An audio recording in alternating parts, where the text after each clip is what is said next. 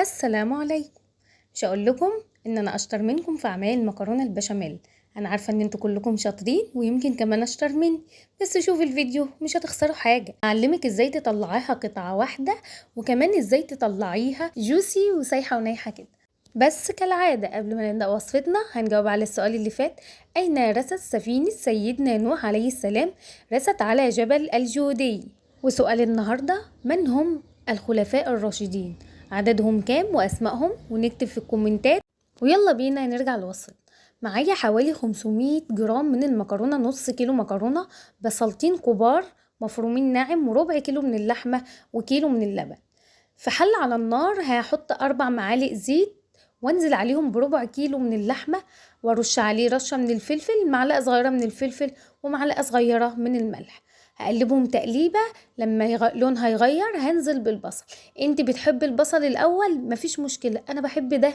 البصل بينزل ميته على اللحمة، بيخلي طعمها سكر، حاجة كده. والله لا، انا جربت دي ودي. جربوا دي، اللي بيعملها بطريقة تانية جرب دي.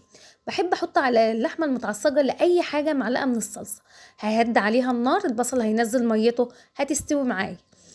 المكرونة طبعا في حل على النار، مية بتغلي، معلقة من الملح، انا مش هحط زيت. هنزل عليها بالمكرونة لحد ما تستوي معايا 3/4 سوا. البشاميل 4 معالق من السمنة، عليهم 4 معالق من الدقيق. لما ريحة الدقيق يطلع كده، مش عايزاه يغير لون عشان البشاميل ما يبقاش غامق معاه.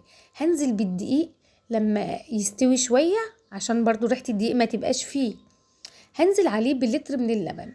اللي كان في الطبق ده مش لتر كامل، كملت من اللبنة اللي عندي. لازم اللبن يكون بارد عشان ما يكلكعش معايا.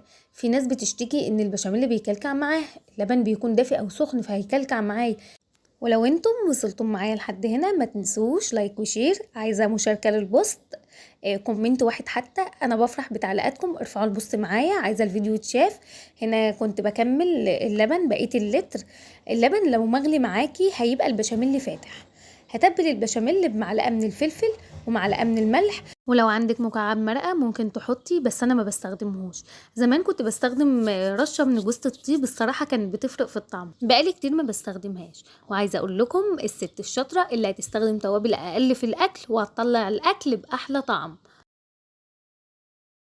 هقلب البشاميل لحد ما يتقل معايا ويبقى بالقوام ده.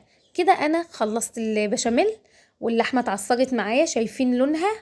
حاجه كده تحفه. ممكن تقللي معلقه الصلصه وبتفرق في الطعم كمان. المكرونه خلصت معايا، ويلا بينا نطبق. هحط نص البشاميل على المكرونه واقلبها. هقلبها علشان تدخل البشاميل في المكرونه كلها، والمكرونه دي هقسمها، هحط نصها في الصينيه. لو حابه تحطي شويه بشاميل في الارضيه حطي، مفيش مشكله. نصها في الصينيه، وهسويها كويس. وعلى فكرة ممكن نستبدل المكرونة الأقلام بالمكرونة الإسباجيتي، وأنا بفضلها بالإسباجيتي. إسباجيتي باللحمة بتبقى بشاميل، غير النجريسكو اللي بنعملها بالفراخ. تمام. هنزل عليها ببقية باللحمة اللي أنا هحطها وأوزعها كويس جدا.